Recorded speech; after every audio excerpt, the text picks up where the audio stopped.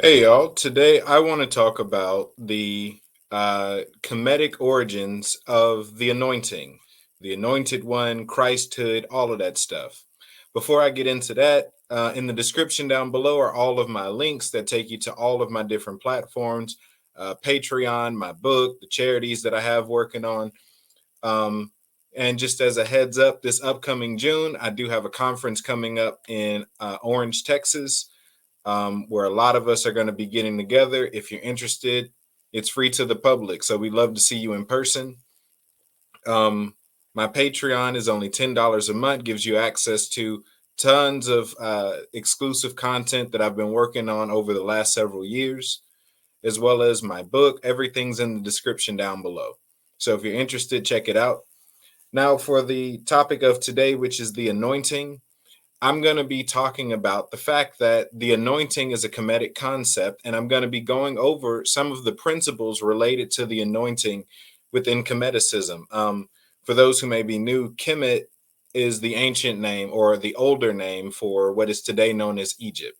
So I'm going to be going over ancient Egyptian spiritual science today, and the fact that the anointing that you may have typically heard only in the Christian circle exists long before there was even such a thing as a Hebrew.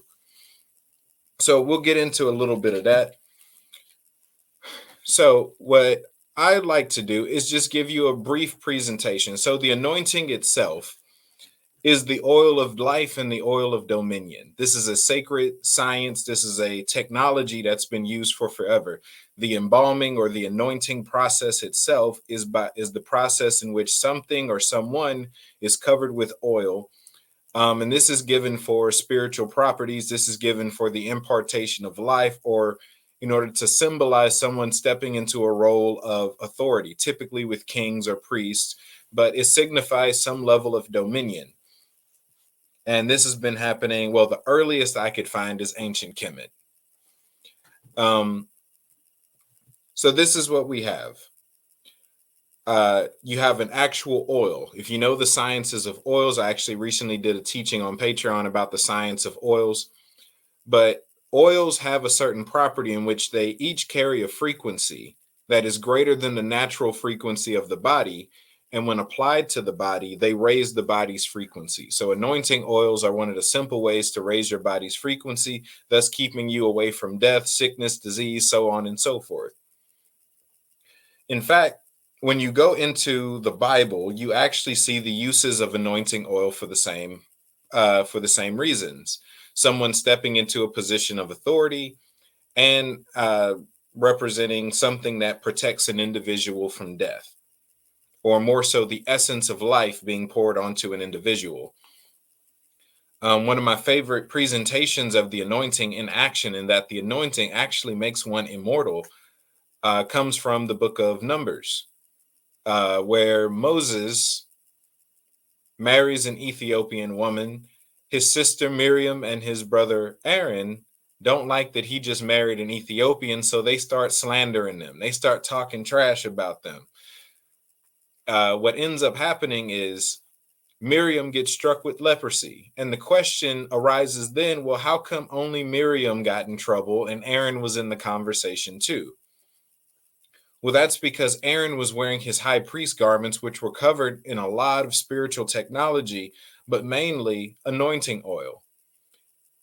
That oil kind of acted as a hazmat suit that prevented death from touching him, which is why it's not until we get to the point where Aaron takes off his clothes where death can finally arrest him for being dramatic, his crimes.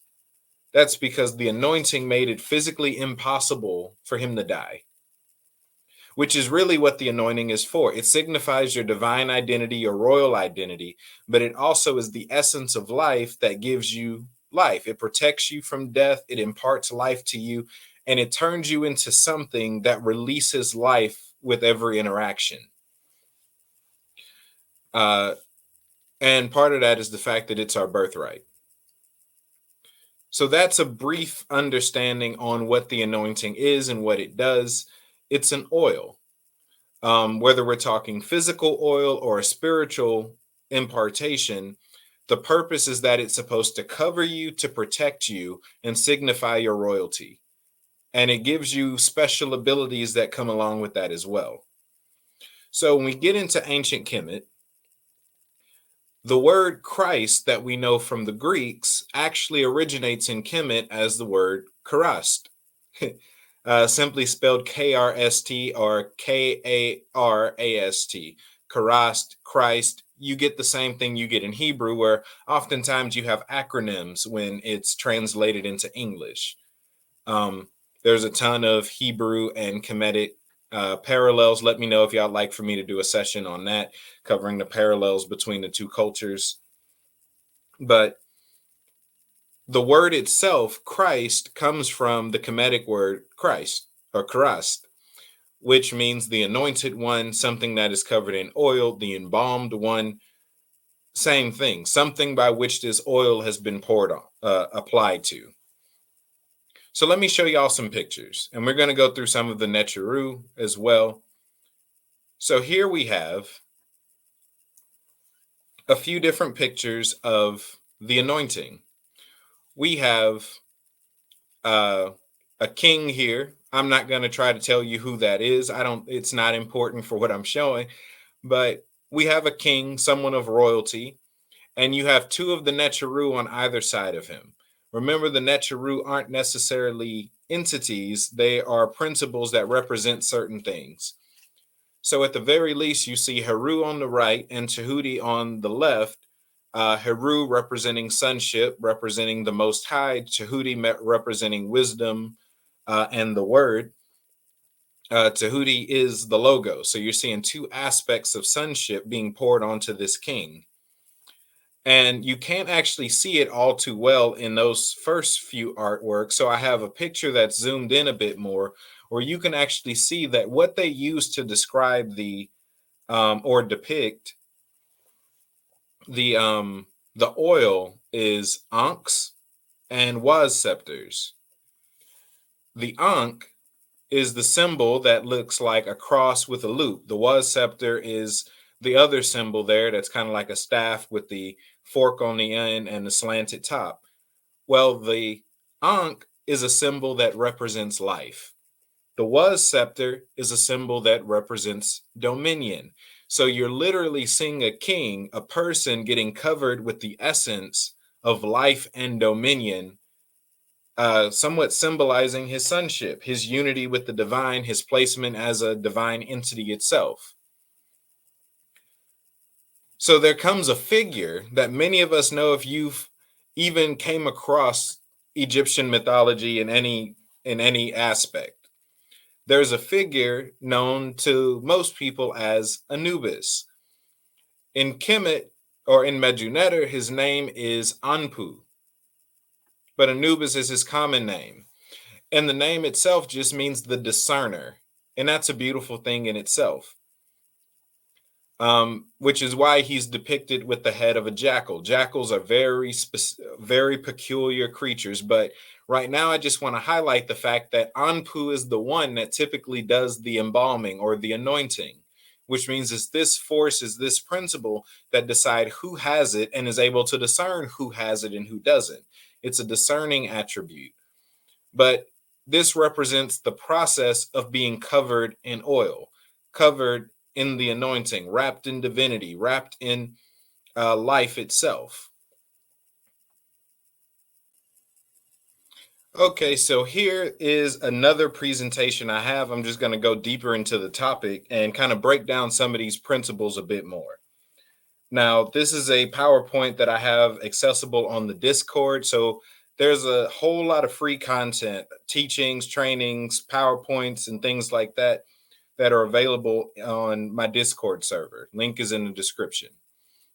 So I just want to go over some of the key points found here, which is that there's the anointed one is called a few different things in different cultures. You have Christ, you have Messiah, and here I have it written out, KRST or Karast, which represents the oil that's poured onto someone, the embalming process, and it's used in the preserving of what would become a mummy. And there's a whole lot I'd love to cover when talking about mummies. But the whole picture you get is something that protects. But the reason I pulled out this PowerPoint is really for the breakdown of the Neteru. So the Trinity of Set, Nebuchadnezzar, who's also known as Nephthys, and Anpu, also known as Anubis, detail the science of the production of and the process of growing in the anointing. You have Set, pictured on the left, also known as Seth, Setesh, Setanaku. He is the neter that represents adversity, separation, conflict, and challenge. It's this neter by which Satan originates. Set is neither good or evil, but acts as a force of separation that can be either helpful or harmful, depending on where this principle is applied. His head is a beast, which represents the power of your animal self or lower self, your flesh, your outer court self, your ego, your carnal nature. Insert word here, right? This is not evil, but it simply should never rule. This principle belongs in the outermost so that it can protect the inner and innermost. Depicted on Ra's boats, Set actually stands at the outermost and defends the inside from the outside. Nebuchadnezzar means ruler of the house, depicted on the right. She represents the discipline, duty, and responsibility of keeping a family or house together. She is the representation of the mother being the glue that keeps the family together. She is the nurturer in the sense of environment, that she prepares and maintains a sacred space. She turns a house into a home and breathes life into the environment. Simply put, she's the giver of life itself. So now I want to focus on Anpu a little bit more. He's popularly known as Anubis, and he's the son of Set and Nebuchadnezzar. Remember, in Kemeticism, the family trees are kind of like chemistry. You're looking at principles using to describe the creation of other principles. Don't think of it as families as we have on Earth. I'm not actually talking about people per se, but how different forces come to be. So whenever you're looking at the family trees in this culture, you're looking at a science being broke down through use of story. So the offspring always bears the fullness of both parents within itself. Anpu is the seer or the discerner, which is represented by his jackal head. The jackal is a scavenger, meaning that it eats decaying flesh. However, jackals are a bit different in that the flesh is typically too tough for them, so they bury their food in the sand so that it can cook. Then it'll go back, dig it up when it's ready. And for this, Anpu represents enhanced senses and discernment, the ability to know when something is ready. Anpu has many jobs. He's the one who judges the scales of Ma'at in the Duat. He discerns the quality of the heart. He's the one who does the anointing and embalming. And he is the consumer or refiner of our carnal nature and the one who brings us into Christhood. Everything about this nature has to do with discerning or judging the scale or quality of a thing and transforming it into a higher or purer state. The concept of the baptism of fire is heavily tied to Anpu, who buries flesh in the fiery sand for it to be consumed.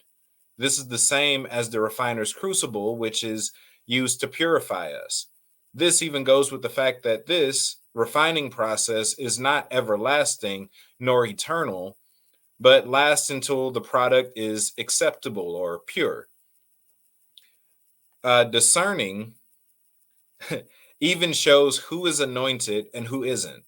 The anointing is a fragrant oil. The same sense of smell that jackals use to discern when food is ready is the same discernment that Anpu uses to tell if someone is living from their higher self or their lower self, if someone is anointed or not, or if someone is living right or not. Anpu does all the discerning for that. So remember, this these are personified principles. This is the formula for growing in the anointing and growing as an anointed one. This is seen in the structure of this particular family, this Trinity. It takes a balance of Set and Nebuchadnezzar to produce Anpu, a healthy balance of nurture and challenge, order and chaos, unity and separation, safety and adversity. Just as an athlete must balance their work with their rest and recreation, so must a Christ in training. So, this was just a quick rundown of how this anointing process goes. You're dealing with different principles, you're dealing with different attributes of life that all help to make you progress. It causes you to step out of your carnality and embrace your divinity step by step, lesson by lesson. Um, and there's not really a shortcut. Either you're ready or you're not. Um, Either you have it or you don't. I'm not someone who believes everyone's anointed. I'm someone who believes that everyone can be. Should someone decide, anyone decide to go through the process, they can receive it and begin to walk in it. So please leave some questions in the comment section down below. Let me know what other areas of Kemeticism y'all would like for me to touch on. As I've said before, in the description down below, you can find all my links and products, even my anointing oil business. That's something I've been doing for a while, is actually making oils. So if you're interested, at least looking at my catalog, is shop-imperial.com. Link is in the description as well. So that's it for this session. Until next time, y'all be blessed.